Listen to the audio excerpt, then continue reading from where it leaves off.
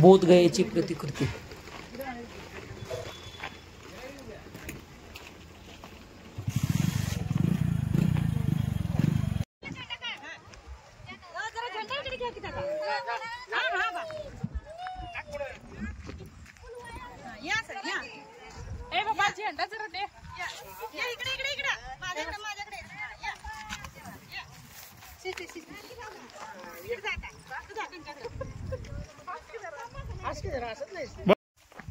स्वागत आहे मित्रांनो आपल्या या नवीन यूट्यूब चॅनलमध्ये. मी सोनकांबळे सूरज. तर आज आपण आलेलो आहेत पोहळे बुद्ध लेणी कोल्हापूर येथे. तर आज वर्षावास समाप्तीनिमित्त आणि अशोका विजयादशमी आणि धम्मचक्र प्रवर्तन दिनानिमित्त पोहळे बुद्ध लेणी येथे एक कार्यक्रम आयोजित केलेला आहे. तर आपण पोहळे बुद्ध लेणी पाहणार आहोत आणि हा कार्यक्रम आपण पूर्ण पाहणार आहोत. तर या नवीन यूट्यूब चॅनलला सबस्क्राईब केलं नसेल तर नक्की सबस्क्राईब करा, लाईक करा, कमेंट करा, शेअर करा आणि बेल आयकॉन बटन दाबायला विसरू नका, कारण येणारे अनेक व्हिडिओ आपल्याला या यूट्यूब चॅनलच्या माध्यमातून पाहायला मिळतील. तर पाहूयात आपण ही पोहळे बुद्ध लेणी कोल्हापूरची. तर मित्रांनो, हे आहेत आमचे ओवळ सर. आणि ओवळ सर आपल्या मुंबईमध्ये बुद्ध विहारामध्ये विद्यार्थ्यांना धम्मलिपी शिकवतात. तर काय सांगाल सर? सर, इतकं छान वाटतं ना की प्रत्यक्षामध्ये ऑनलाईनपेक्षा पाण्यावरती ऑफलाईन विद्यार्थ्यांना शिकवताना आणि वाटतो. आणि विशेष म्हणजे 6व्या वर्षापासून ते अगदी 45व्या वर्षापर्यंतचे आमचे धम्मलिपीचे उपासक आहेत, विद्यार्थी आहेत. आणि त्या लोकांना शिकवताना खूप मजा वाटते. आणि विशेष म्हणजे 3च वर्ग दर रविवारी आम्ही संध्याकाळी 6:30 ते 8:30 असा धम्मलिपीचा वर्ग घेतो. तर एकजूट लेणी अभ्यास प्रचार समूह महाराष्ट्र राज्य यांच्या माध्यमातून ऑनलाईन देखील धम्मलिपी शिकवल्या जाते. लवकरच आमचा जो हेतू आहे, आज 6 डिसेंबरला चैत्यभूमीवरती जास्तीत जास्त तिथे जे उपासक उपासिका येणार आहेत त्यांना याची माहिती, बेसिक नॉलेज देण्याचा आमचा प्रयत्न आहे आणि त्या निमित्ताने आम्ही प्रयत्न करत आहोत. आता हे धम्मलिपीचा वर्ग आम्ही आमच्या विहारातून आता भांडूप सारख्या वेगवेगळ्या विहारांमधून देखील शिकवण्याचा प्रयत्न करणार आहोत आणि तशी आमची तयारी चालू आहे. मित्रांनो, एकजूट लेणी अभ्यास प्रचारक समूह मुंबईवरून आणि पुण्यावरून आलेलो आहेत आम्ही. तर आम्हाला येण्यासाठी थोडासा उशीर झालेला आहे, कारण आम्ही किल्ले पन्हाळगड आणि मासाई पठारावर एक लेणी होती, लेणी ती पाहण्यासाठी गेलो आणि त्यामुळे थोडासा उशीर झालेला आहे. तर आपण ही कोल्हापूरची बुद्ध लेणी, पोहळे बुद्ध लेणी आपण पाहणार आहोत. या ठिकाणी खूप लांबून धम्म उपासक या कार्यक्रमासाठी आलेले आहेत.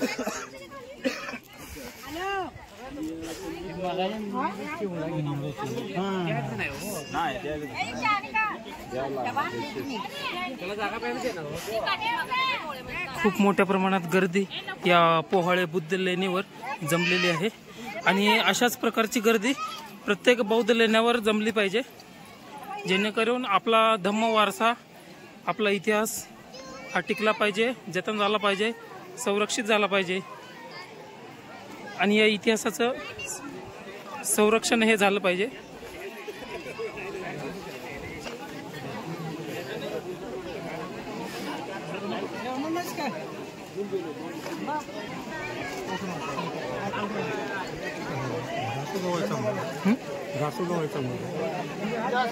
नाही आपले कशा सर? जे कसं आलं हो का? आम्हाला उशीर झाला जास्त यायला. मी कालच आलो. असं का? बरं झालं तुम्ही लवकर आले, तर असं उशीर झाला असता. नाही, उशीर सकाळी जरी निघलो असतो ना तरी मग इथपर्यंत येतं. तर मला पण काल चांगली चर्चा वगैरे झालं. आपले आले का सगळे? ओळख करून दे ना सरांची, सगळ्यांनाच माहिती नाही. हां बरोबर.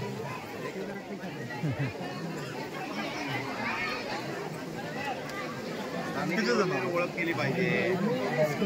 पाहुण्यात कशी डायरेक्ट ओळख करायची? आपलं तू आपलं ते ओळख. ते भोसले सर तिकडे गेलेत काहीतरी. हा ते तिकडे गेले ते ओळख करून दे. इतिहासाचे गाडे अभ्यासक, इतिहासप्रेमी, लेणीप्रेमी आपले अशोक नगरे सर.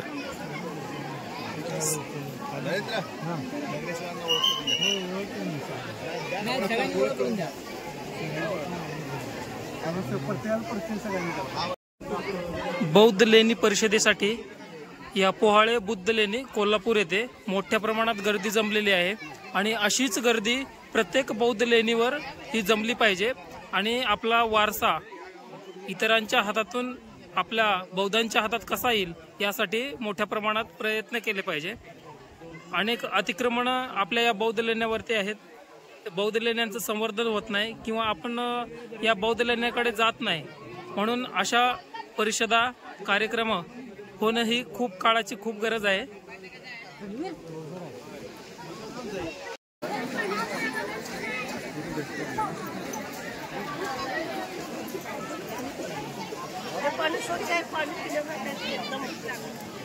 जय भीम सर. कशा नवबुद्ध बाकी मस्त बघा. तुम्ही आहेत की बघा? आहे. हो चला की आलो. हो सर आलो. प्रकाश सर या सर.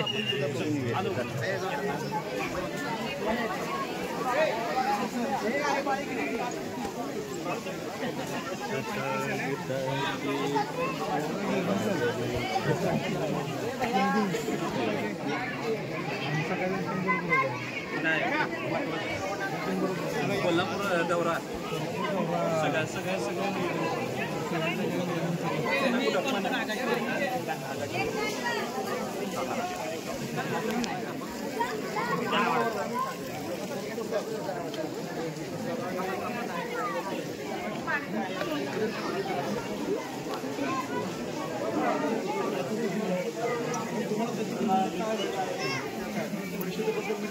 काय सांगा.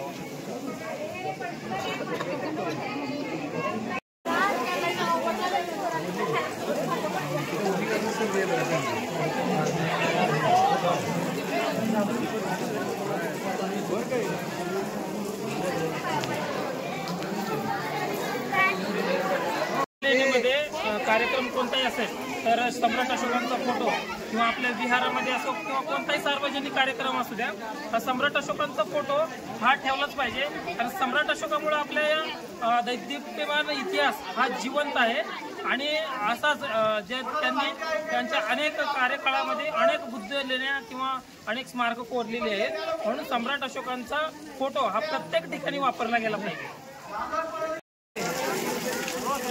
ही आहे पोहाळे बुद्ध लेणी. आपण या लेणीच्या आतमध्ये जाऊ.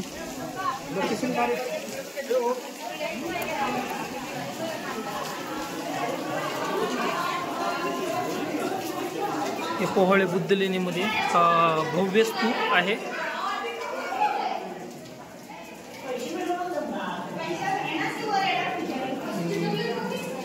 इथे नंदी आणि महादेव बसवण्यात आले आहे.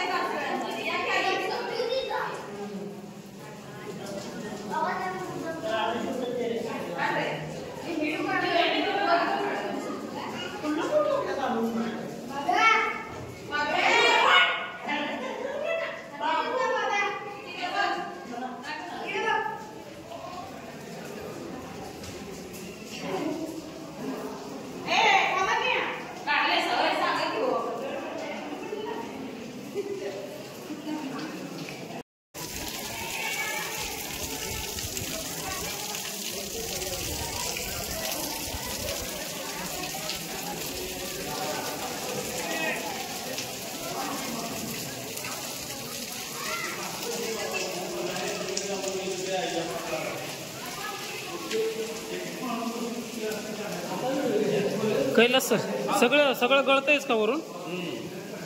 तिथून पाणी आत येते ना, तिथूनच येते ना, दुसरीकडून मधून गळत नाही ना कुठून? म्हणजे हे संवर्धन करायची गरज आहे म्हणा की. गरज आहे. एकतर खिडकी पॅक केली पाहिजे, नाहीतर पाणी बाहेर काढून द्यायला पाहिजे.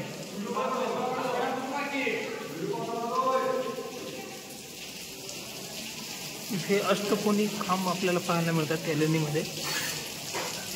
या विहारामध्ये एकूण 14 अष्टकोनी खांब आहेत, जे की भगवान बुद्धाने दिलेला अष्टांगिक मार्ग होता त्याचंच प्रतीक म्हणून अष्टकोनी खांब आहेत. आणि या विहारामध्ये एकूण 22 भिक्षू निवासस्थान आहेत. असं हे भव्य विहार आहे.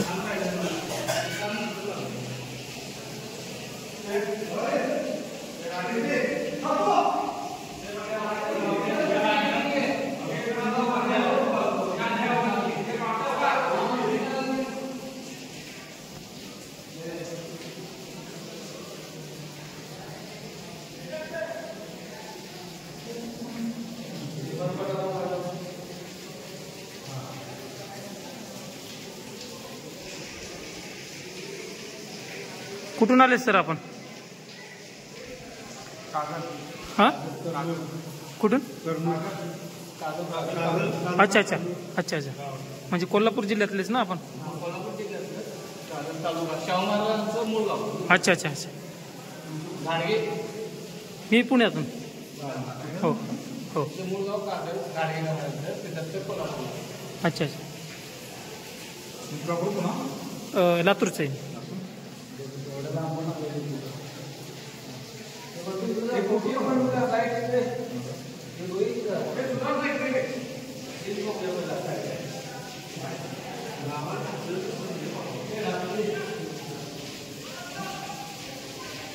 मुंबईवरून इथपर्यंत आतापर्यंत 3 दौरे करून आलेलो आहोत. त्याच्यामुळे आम्हाला लेट झालं. त्या लेट झाल्याबद्दल तुमच्या बरोबर आम्हाला जास्त संवाद साधता येणार नाही, पण तुमच्या आग्रह खातीर आम्ही इथपर्यंत पोहोचलो आणि तुम्ही आमचा इकडे पूर्ण वेळ वाट पाहत होता, म्हणून तुमचे सर्वांचे मी आभार मानतो. एकजूट लेणी अभ्यास प्रचार समूहाच्या वतीने आज हा पोहळे लेणीचा कार्यक्रम आम्ही इकडे करण्यासाठी तुमच्या बरोबर जॉईन झालो होतो. गायकवाड सर आणि सगळे सहकारी लेडीज संवर्धक लेणीप्रेमी तसेच सगळ्या भगिनी या एकोप्याने इथे हजर झालात, त्या आपल्या सर्वांचे अभिनंदन करतो. आणि या लेणीची माहिती आमचे ॲडव्होकेट कायदेशीर आमचे सल्लेगार हे आपल्यापर्यंत ही माहितीची पूर्ण सूचना तुमच्यापर्यंत पोहोचेल आणि तुम्ही शांतपणे ऐकून घ्याल अशी अपेक्षा करतो. आणि पुढे विजय सर आपल्याला संवाद साधतील. सप्रेम लेणी. आता आपण या लेणीमध्ये आलेलो आहोत आणि या लेणीमध्ये आपण प्रवेशद्वारातून आतमध्ये आलेलो आहोत. तर आपण जिथे आता उभे आहोत त्याला चैत्यग्रह म्हणतात. काय म्हणतात? आता या चैत्यग्रह का म्हणतात? तर बाजूला पण लेणी आहे, त्या बाजूच्या लेणीला काय म्हणतात? विहार म्हणतात. तर विहार का म्हणतात? ह्या सगळ्या प्रश्नांची उत्तर आपण इथे पाहणार आहोत. आता तुम्ही ती मध्ये जी व्यक्ती उभी आहे तिथे उभ्यात असं समजा स्वतःला, आणि तिथून तुम्ही आतमध्ये येता त्याला सर्वप्रथम तुम्हाला ह्या दरवाजातून जे समोर दिसतंय ज्याला स्तूप, चैत्य स्तूप म्हणतात. तर ही लेणी महायान काळामध्ये होती, बनवली गेलेली आहे. आणि महायान काळामध्ये ज्यावेळेला लेणी बनवली गेली त्यावेळेला बुद्ध रूप म्हणून स्तूप बनवला गेला आणि हे भगवान बुद्धांचं एक रूप म्हणून पूजलं गेलं. आता ह्या स्तूपामध्ये आपण पाहतो तर इथे काय ज्योती आहे. आता काळांतराने हा स्तूप जो आहे हा काय झालेला आहे? जीर्ण झालेला आहे म्हणून दिसत नाही. त्याच्यावरती इथून एवढा जो भाग आहे हा काय? पाया आहे. काय आहे? पाया. तिथे अत्यंत आकर्षक अशी डिझाईन होती, ती बुजलेली आहे. त्याच्यावरचा हा जो भाग आहे हे अंड आहे आणि त्याच्यावरती आर्विका होती आणि ही आहे छत्रावली. आता आपण हे जे स्तूप आहे या स्तूपाचं काय पाहिलं? भाग पाहिले, हे कसं बनलेलं आहे. तर आपण इथे काय करतो? पंचांग प्रदान करतो. आपली जागा जिथे आहे आणि तिथून इथपर्यंतचा मोठा प्रवास निर्वाणापर्यंतचा आपल्याला करायचा आहे. अशी ही भगवान जे स्तूप आहे त्याला आपण वंदन करतो. आता हे जे चैत्यग्रह तुम्ही पाहिलेलं आहे तर ह्या चैत्यग्रहामध्ये तुम्ही पाहिलं इकडे सगळीकडे तर ह्या चिमणी हातोड्यांनी हे कोरून काढलेलं आहे. दिसतंय? तर हे मी हातोड्याने काढलेलं आहे कोरून, तर त्याचे घाव देखील आपल्याला दिसत आहेत. बरीचशी चैत्यग्रह हे हत्तीचा पृष्ठभाग कसा असतो तसे असते, तर हे एक वैशिष्ट्यपूर्ण चैत्यग्रह आहे. ते चौकोनी आहे आणि हे चौकोनी काय आहे, कारण हे महायान काळातल्या एकदम सुरुवातीच्या म्हणजे 2200-300 वर्षापूर्वीची ही रचना आहे आणि हे त्यावेळेला बनवलं गेलेलं आहे, म्हणून हे चौकोनी स्वरूपाचं आहे. त्यावेळेला तिथे असलेले भिक्षू संघ म्हणून या चैत्याचं बंधन करत होते. इथे धम्माचा प्रचार 2200-300 वर्षापासून आजपर्यंत अविरत चालू आहे. आपण सर्वजण इथे ज्या वेळेला येतो त्यावेळेला सर्वप्रथम इतर चैत्यग्रहांमध्ये एक मार्गदर्शक म्हणून त्या जागेपासून जवळजवळ आजपासून 100 किलोमीटर दूरीपर्यंत त्याची व्याप्ती होती आणि तिथपासूनची लोक राजे महाराजे सर्व इकडे धम्म ऐकण्यासाठी येत होते. आणि असाच आपला देखील ओघ धम्म ऐकण्यासाठी सतत लेणीच्या आसपास असला पाहिजे, लेणीच्या जवळ आला पाहिजे. आपली सुख दुःख सगळ्या गोष्टींमध्ये लेणी हा अविभाज्य घटक असला पाहिजे. तरच आपण सतत सतत सतत जर येत राहिलो तर लेणीवरती आपल्याला हे सगळं काय जो अभ्यास आहे तो कंटिन्यू राहील. आणि जर आपण आलो नाही तर आता मी तुम्हाला ज्या गोष्टी दाखवतोय तर अशीच अतिक्रमण लेणीवरती होत राहणार. आणि हे जे अतिक्रमण आहे हे अतिक्रमण आपल्याला हटवणं खूप अडचणीचं ठरणार आहे. म्हणून आपण सर्वांनी सातत्याने आपलं सुख असो दुःख असो कोणताही क्षण असो हा क्षण आनंदाने दुःखाने सर्वात आपल्याला या लेणीवरती साजरा करायचा आहे. आता ह्याच लेणीमध्ये मी बाजूच्या लेणीची देखील माहिती सांगतो. तर बाजूच्या लेणीमध्ये तुम्ही गेला असणार आणि त्या लेणीच्या दरवाज्यातून आतमध्ये गेल्यानंतर तुम्ही पाहिलं असाल की त्या लेणीच्या समोर इकडे 8-7 रूम आहेत, इकडे 7 रूम आहेत आणि इकडे 7 रूम आहेत. अशा 7 एके 7 14 7 त्रिक 21 रूम. इकडे 7 समोर 7 इकडे 7. हीनयान नंतर महायान आणि महायान नंतर वज्रयान आणि वज्रयान नंतर तंत्रयान अशा अनेक यानांमधून धम्म प्रसारित करताना भिक्षू संख्या 500-500 हजार झाली. तर इथे 21 खोल्या आहेत, मध्ये एक सभागृह आहे. त्याचा अर्थ असा आहे की त्यावेळेला कमीत कमी ह्या बुद्ध लेणीमध्ये 100 पेक्षा जास्त भिक्षू येत होते आणि आपला धम्माचा प्रचार करत होते. इथे वर्षावासाच्या निमित्तानं तुम्ही आलात तसे 3 महिने थांबत होते, धम्माच्या प्रचार प्रसाराला गती देत होते. तर ही जी लेणी आहे ती लेणी जवळजवळ नाही म्हटलं तरी 1200 ते 1300 वर्ष जुनी बाजूची आपली जी लेणी आहे ती विहार म्हणतात. आणि ती विहार जी लेणी आहे ती भिक्षू संघ किंवा भिक्षू राहण्यासाठी आराम करण्यासाठी वापरली जात होती. त्याच्या बाजूला आपण जर इकडे गेलो तर आपल्याला पाण्याच्या टाक्या दिसतात. तर लेणी तिथे पाणी आणि जिथे पाणी आहे तिथेच लेणी आहे. आज देखील कुठच्याही लेणीवरती जा तर 2000 वर्षापूर्वी कोरलेल्या लेणीला आज देखील पाणी मिळतं. आज देखील तिथे पाण्याची व्यवस्था आहे. तर आपलं त्यावेळचं विज्ञान किती प्रगत होतं हा त्याचा एक असलेला नमुना आहे. हा जो कार्यक्रमाची पूर्ण कष्टकरी मंडळी त्याला आपण नियोजन कमिटी म्हणूया. तर त्या नियोजन कमिटीचं हे सगळं श्रेय आम्हाला इथपर्यंत बोलवण्यापर्यंत इथपर्यंत आमंत्रण देण्यापर्यंत कैलास कांबळे आणि दीपक गायकवाड यांना हे श्रेय जात आहे. आणि हे श्रेय मी गडिंग्लज दीपक कांबळे गडिंग्लज आणि ह्या लेणीवर मी पहिल्यांदा आलो होतो तर 2016 साली ही लेणी जी आहे पांडव लेणी आहे म्हणतात. मग सर मी आता सरांनी आता विनंती करतो की जी पांडव लेणी आणि सातवाहन काळामध्ये ही म्हणजे इकडं आजूबाजूच्या गावात मी गेलो प्रचार प्रसाराला गेलो होतो मी. तर ते म्हणजे पांडवलेणी तर आम्ही त्यांचं आता आजपासून त्याला पांडवलेणी म्हणायचं नाही तर ती बौद्ध लेणी आजपासून हे म्हणूया असं सरळ बोलतो मी त्यांना. छत्रपती सम्राट अशोकांचा, गौतम बुद्धांचा, गौतम बुद्धांचा, डॉक्टर बाबासाहेब आंबेडकरांचा, डॉक्टर बाबासाहेब आंबेडकरांचा.